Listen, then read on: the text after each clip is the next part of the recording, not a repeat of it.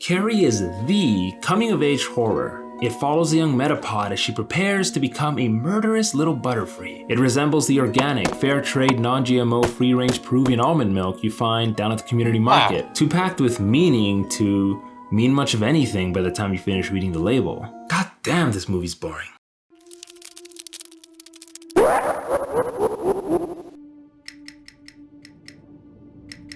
The 1976 Carrie, directed by Brian De Palma and based on Stephen King's first novel.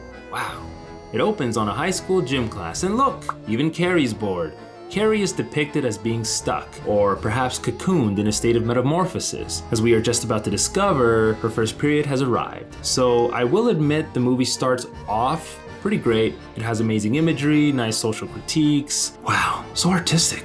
And then you get into how this scene depicts the latter part of Euripides' play when Pentheus is tricked by Dionysus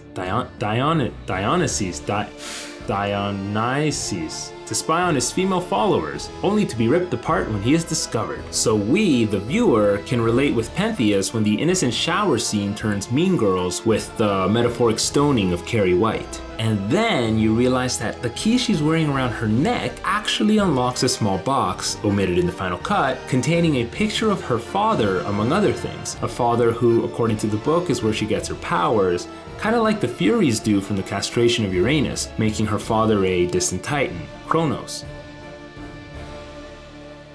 And then you're like, wait a minute, isn't Hecate, goddess of magic and witchcraft, also known as the Keeper of Keys? Goddess of witchcraft, keeper of keys. I'll take a grande free-range almond milk, please. So precious.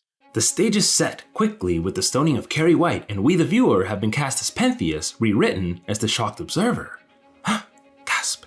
Ripped apart by the realities of the world we live in. Like this, De Palma plants the seed of discomfort. Tension is wound up as Carrie frequently demonstrates her powers with a growing intensity, but goes no further. The scaffolding for one of the most iconic scenes in the horror genre. It should have been masterful, it should have been everything a horror could possibly be and more, but it's not.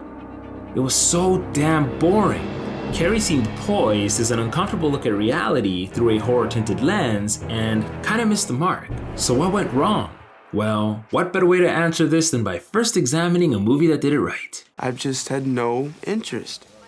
The chores have become my sanctuary.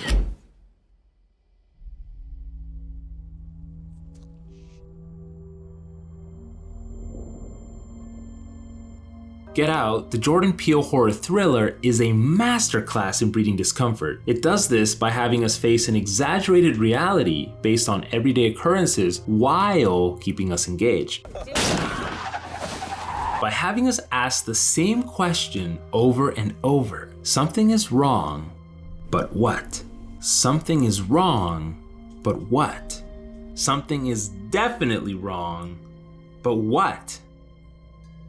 It isn't until roughly the 1 hour mark, 2/3 into the film, that we get the big reveal. We finally know what the is going on. So the question changes from something is wrong, but what, to what will happen next? A question we can happily ask for the next half hour. Even the sun will die someday.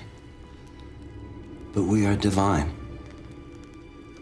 We are the gods, trapped in cocoons. In Carrie, it never really has us question what is wrong. By minute 6 of the movie, we already know what's going on. Carrie has just hit puberty and gained magical powers. She's also the target of bullying. Now let's face some uncomfortable images portraying reality while asking what happens next for the next hour and a half. The film kinda just slogs its way to the finish line from here, albeit while painting one of the most terrifying monsters in movie history, an angry mom. So how to fix it? Well, what if the telekinetic powers had instead been shown as a haunting centered around Carrie? She would still be bullied, she would still freak out and speak in tongues, but the powers, those would come off as some evil, possibly demonic spirit. Ooh! What could it be? Who is this inquisitor of a mother? Is she looking out for Carrie, or has she just lost it? Is Carrie under attack from a ghost? Is Carrie herself becoming evil? Is Carrie a witch? Witch.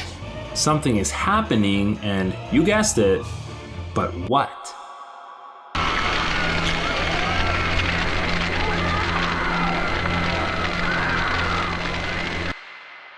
It wouldn't be until that iconic scene that we would finally know for sure. There is no ghost, it's just Carrie, a young woman turned force of nature in a world run by men. And the men here are all morons. Or angelic dreamboats. All the symbols could remain, all the allegories, they just wouldn't be as noticeable until the second viewing, one where we know it's Carrie all along. Anyways, that's just one alpaca's opinion. Whether you loved it or hated it, Carrie has cemented itself in cinema history, heavily influencing the genre for the better. And it's also worth noting that I'm making this review almost 50 years removed from the release of this film, so the way we watch movies changes. Maybe in another 50 years, people will look back and say like, hot dog, this is the best movie ever!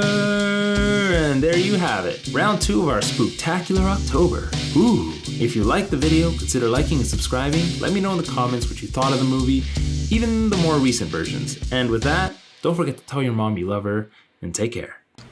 You see, when a man bleeds, it's just tissue. The blood from one of you things won't obey when it's attacked. It'll try and survive.